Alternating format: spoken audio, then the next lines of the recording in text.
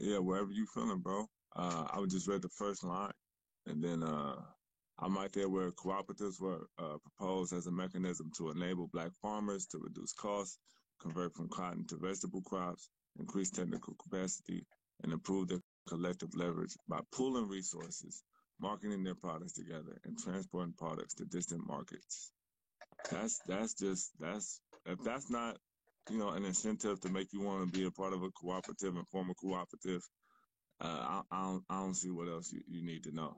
That is the benefits laid out right there. Mm. And I was talking to the queen yesterday, and just let her know basically like to be a part of a cooperative. You share, you delegate. You actually have people participate in the Mm. success and moving forward of the business. Hmm. So when I realized that, and I see when a lot of people become comfortable with that, cooperatives is the only way to go. You know. Hmm. Yeah, bro, you said that so like perfectly. Shit. Isn't it crazy how like when was this started in the 1960s that like they had to help people convert from cotton to vegetables? Like I see that as like, if like where like a lot of times our folks are like an oral people like passing things on like through conversation, right? So like and that would mean like the people who picked who picked cotton way back when uh under like enslavement like were able to pass on that knowledge to their kin so that they could continue to like share crop or make money for themselves. But it took a long time for people to like make that shift. The 1960s, right? It's like, yeah, I just that's kind of interesting to me. That's interesting to go from cotton to vegetable crops. Mm. Yeah, because I'm pretty sure that cotton is still a big like what I'm saying part of production in America. I'm assuming that we wanted to transition as much as possible from the plantation, and I guess that was a part of some of the steps people wanted to do. Bro, you know dollar bills are made out of cotton, right? Pieces, bro. Bruh, that's some crazy The shit. audacity of the oppressor. Just in our face, yeah. And did you guys also know? See that somebody shared with me on the gram on the $20 bill. There's a black man hanging on the White House steps. Uh, that doesn't If sound you right. look closely, so that's just a little snippet, guys. Look at the $20 bill where the White House at. Look very closely. It's a black man hanging, bro. The I'm gonna get, audacity. bruh, I'm gonna get my what is that? My microscope or my that shit called so I can see it and see what you're saying. So All right, so we're seeing that um, from a 2005 interview from John Zippert, a co-founder of the Federation of Southern Co-ops, that they were using cooperatives to share benefits based on participation. And it was a good way to work with people because it contained the elements of equity, of democracy, and of sharing, blended into the movement philosophy that was like so important at the time. mm, Um,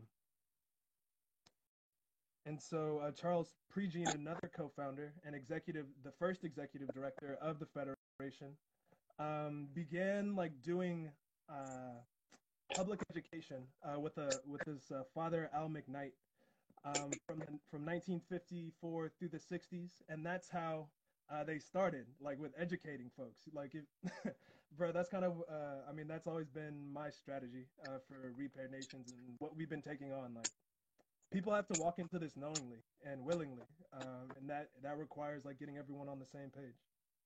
appreciate that, brother.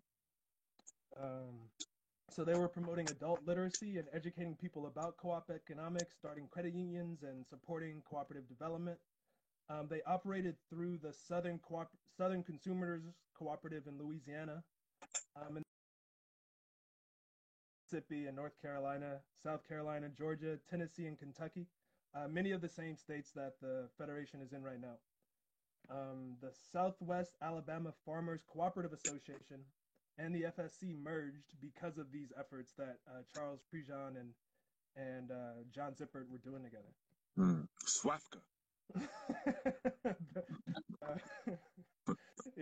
that was formed in 1967, right, by a group of African American farmers whose families had farmed the same land for more than 2 centuries. Wow. Its goal was to keep black farmers and former sharecroppers in the region on their land. And so there was interest in the black farmers following a campaign including like voter registration and other activities. And so the SWAFCA was able to bring together 1,800 black families through outreach, voter registration drives, and other mutual aid activities. That's big. That's super big, bro, because it's family. So imagine who connected. Think about your family, about 20, 30, maybe 50 deep. Yeah. 1,800 pockets of that. You know what I'm saying?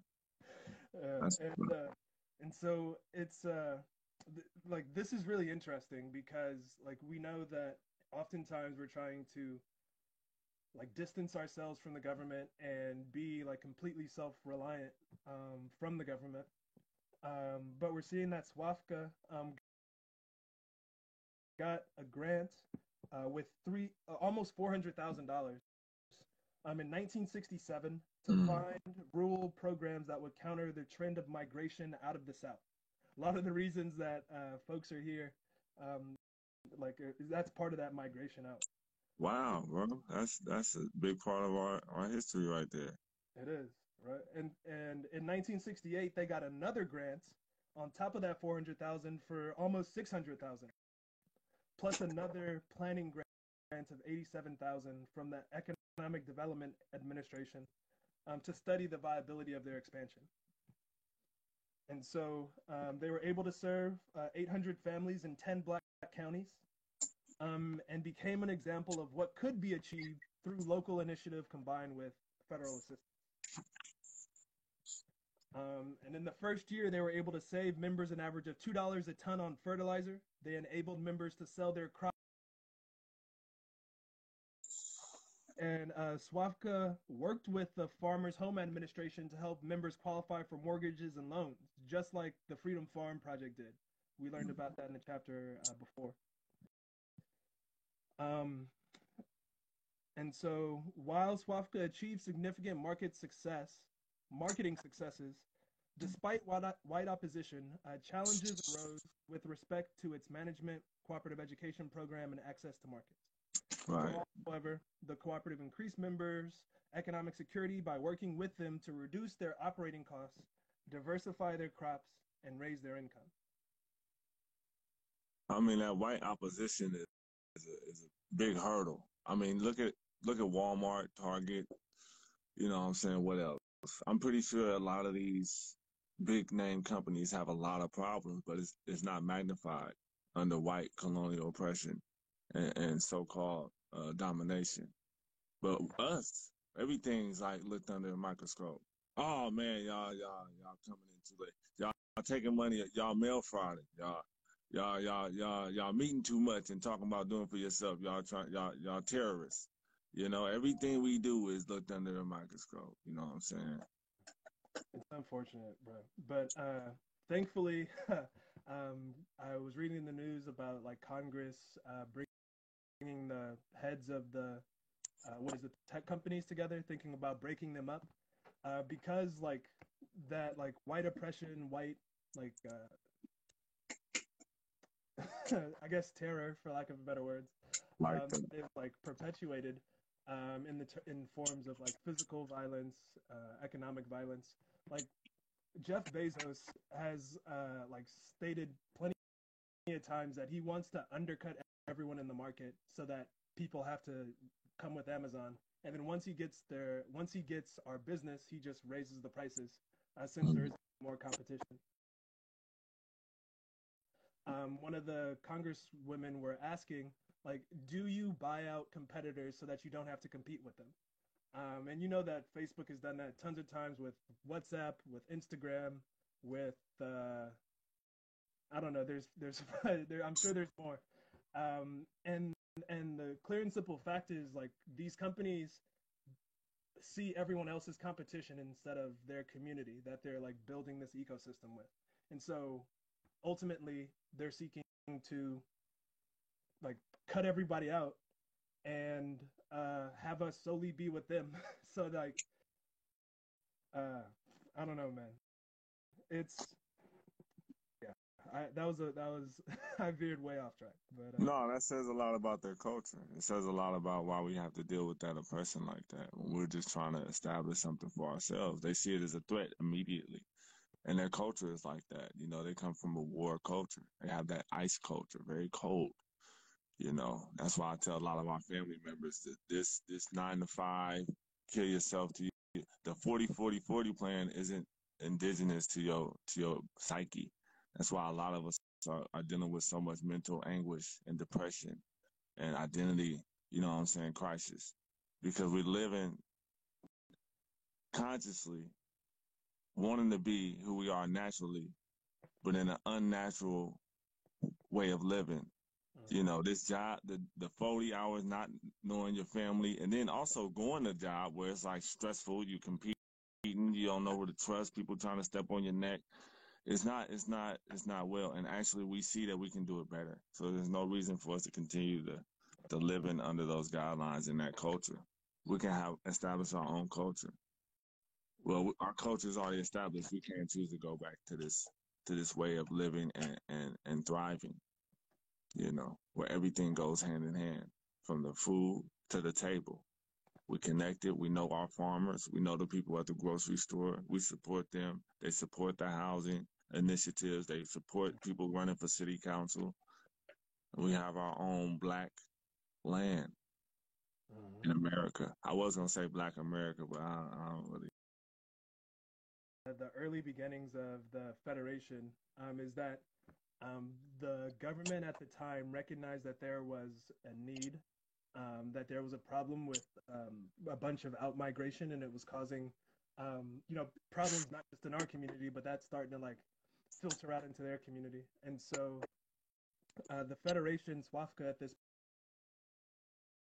point, was able to leverage that awareness, um, and like they're still in existence today.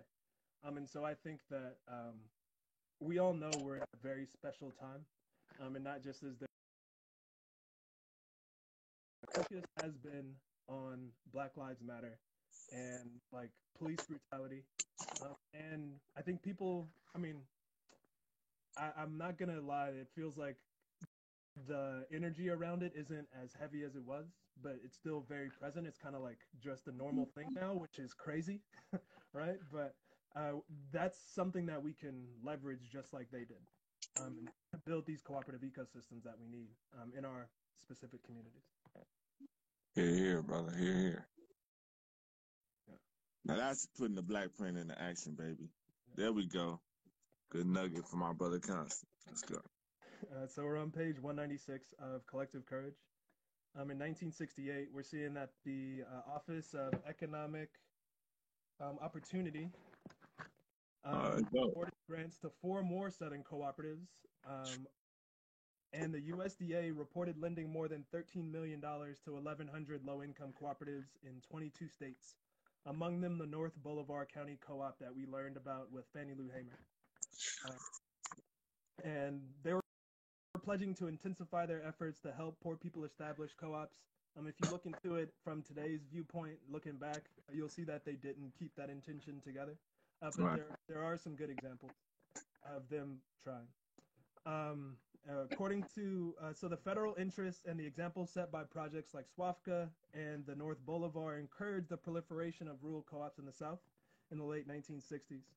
And this is important. Where cooperative development was connected to Black political power, poverty was reduced, Woo! Black local populations increased, Woo! and migration decreased. That's right. Activists realized that political gains, not just economic resources, had to be secured. Black activists rejected migration as a solution to social problems and instead sought improved public services and economic development for their community. Yes. Righteous. Yeah. I mean, I've been feeling that way. It's great to see it on paper. Puts a whole new feeling of moving on up to the east side. Oh, hey, we need to have that as one of our anthems, man. Repair Nation. You mix that thing. Dr. Nemhard is saying that there was opposition from both local whites and Southern whites in Congress, but they were able to get on board with the programs because they were persuaded with the self-help nature of cooperative development, and the burdens that were lessened on the states. So they will. I don't know. You just got to know how to speak it right, I guess. Mm. You do what you do outside of that. And so it said, talking about how SWAFCA, like other emerging cooperatives across the state, had to address the usual challenges: lack of both adequate capital and organizational and technical expertise, and the need to create a regional entity that would serve as a means for connecting and supporting all the diverse cooperative efforts struggling to get underway in the South. And so in 1967, 22 cooperatives, including SWAFCA, came together and established the Federation of Southern Cooperatives. Mm. Yeah.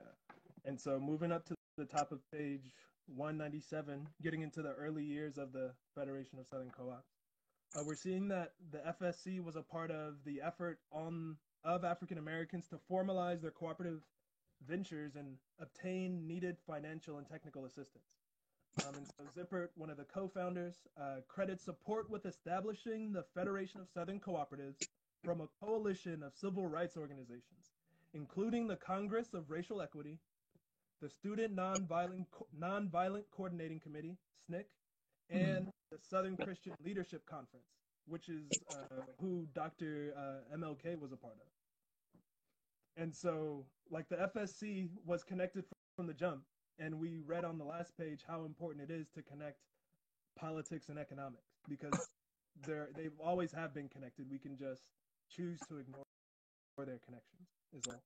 And you see that it makes me think about King when the later years when he started switching towards the Poor People's Campaign, and he started showing up at more union rallies and talking about like we need to get our piece of the pie, and how he really we got that. You know what I'm saying? They don't want to hear that. They don't magnetize that part of his message. We got to dig and bring that to our people ourselves. So that's just very, you know, game recognize game, power recognize power, man. So, you know what I'm saying? Those who control, I guess that's a fair word. Yeah. They can see when we're gaining our own, you know what I'm saying? We standing on our own too. We're gaining that position to manage and compete. But we ain't even worried about that. We just want to get on our feet. So that's interesting, man, how they were doing that work. And we know that that's one of the reasons why King, they're like, man, they really assassinated him. Yeah, because he died almost like a little over a year after the FSC was founded.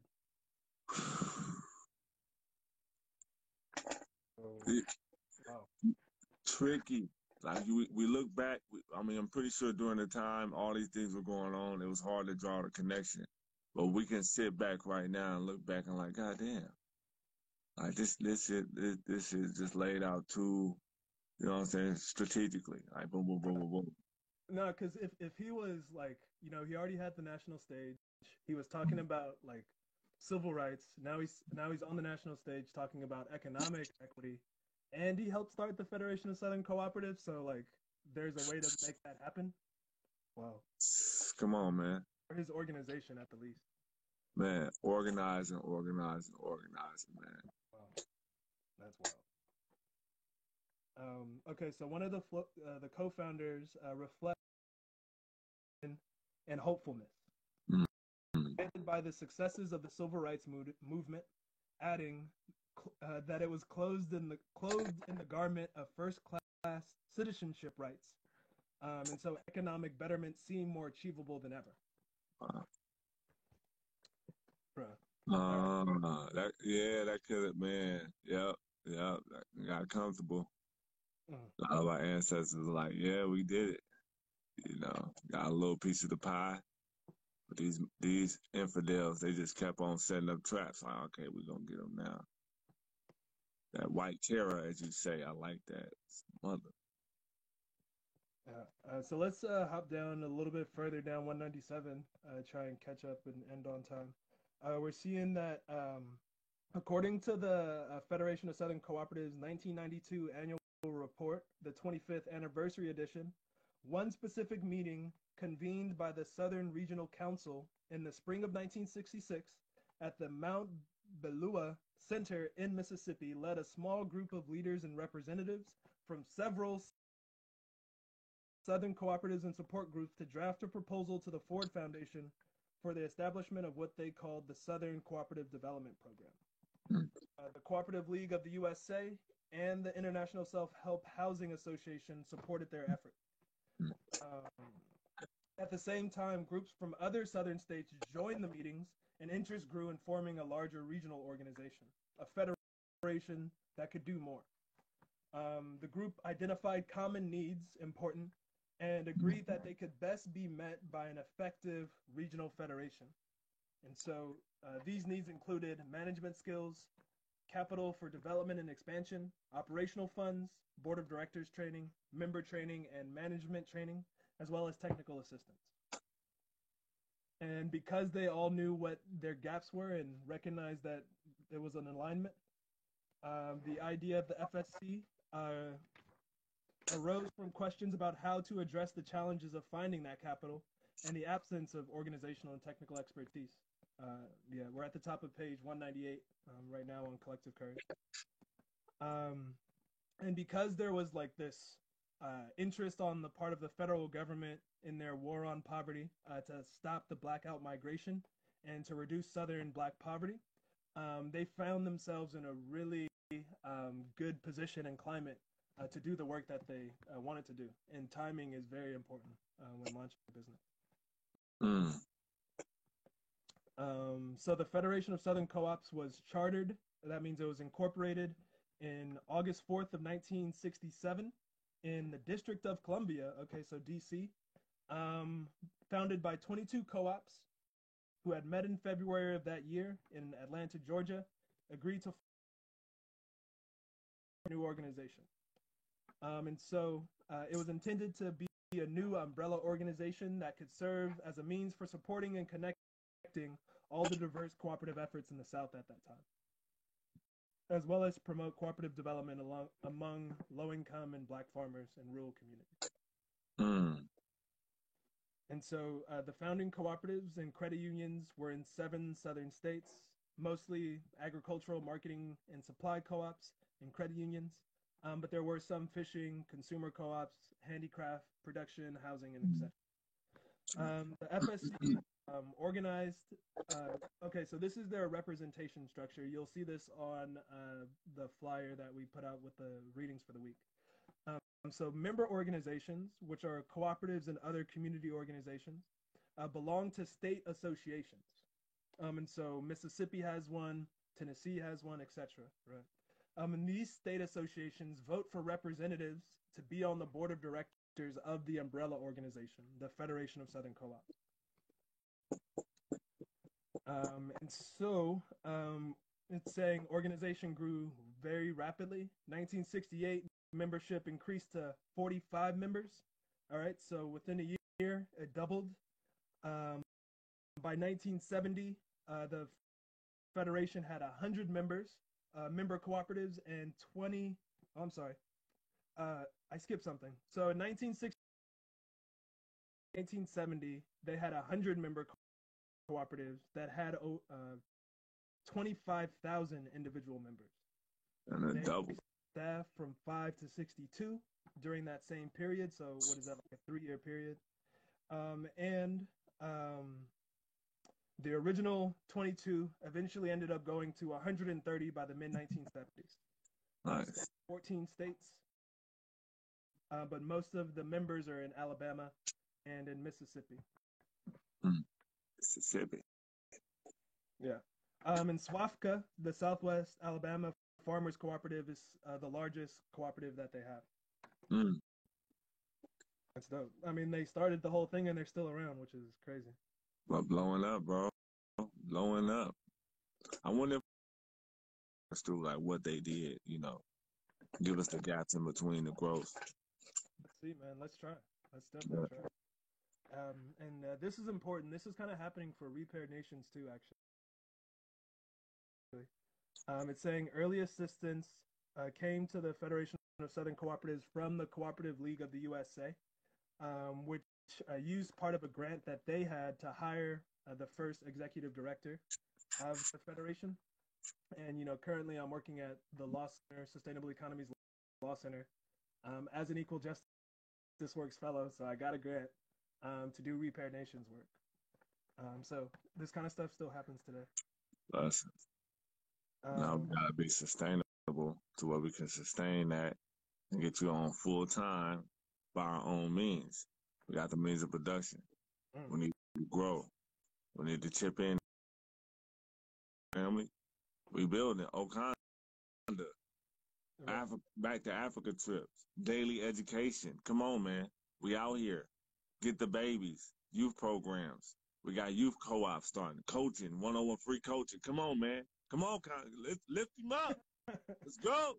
You make me excited. Like I've been kind of like, I've been kind of down because the real estate project is kind of, we're not certain about it. So, man, you got a king in Africa for to give you a whole forest. What are you talking about, man?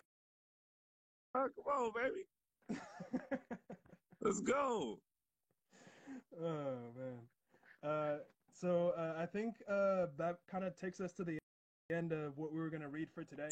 And tomorrow we'll learn a little bit about the Southern Cooperative Development Fund and some of the Federation of Southern Cooperatives accomplishments that they've had over the past 55 years or so.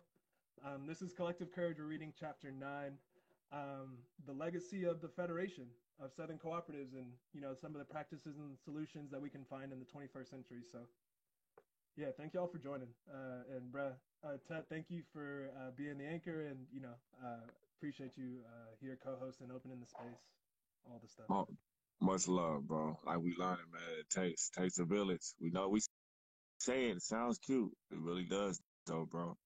And going to Ghana, we seen that. Being in Africa, having Africa in my heart, in our hearts, we know that. And I'm just saying, man, it's time, man. It's time for us to get more activated. Like we've been doing the Susu, y'all. Susu's been going well. I'm actually consciously making sure I have that money ahead of time. I know the 1st and the 15th they're taking the 50. Bro, but so it's nice that they give you that little. They give you a notice. They're like, hey, make sure you got that 50 in your bank. It's they coming do. Up. Yeah, so it's good. Before and after, it's a black company, so we got to consistent. Y'all been coming consistently. Love y'all. Like we said a few weeks ago, I think it was time to do the activation. So we need to start pulling our funds together on multiple things. So we love y'all. Start a susu with yourself, with you and your partner, with you and your friends. See how it go. Then when you can get confident, because it's really about trust and confidence. The things we've been through as a people, we got to talk about it. It's a lot of distrust. We don't have a lot of confidence. We'll give that money consistently to McDonald's for that 5-5 burger deal, but we won't be able to do. For some reason, I can't just give it to my brother and know that in a year he gonna come back with something beautiful. And that's real. We gotta be honest with that. But to break that, we gotta come with love, and we gotta just do it anyway. Like we learned that in Africa too. Remember when we went to that monkey forest and we went on that big old cliff, that big bridge, that wooden bridge, bro. Yeah, those suspension bridges, bro. We hundreds of feet above the forest, man, with nothing. We walking on planks. And brothers just like, bro, I'm following you, bro. We just follow the African in front of us, and that's what we got to do, y'all. So this is what the book club is about, y'all following us. We dangerous territory, but we got each other. Black August, we love y'all. Thank y'all for coming. Queens, we're going to keep tapping in with y'all. Kings, come on, Kings. Let's go. Yeah, Mama Mia is supposed to be reaching out to Amber and Kenita to get those one-on-ones scheduled. So stay on the lookout for that if you haven't gotten it already.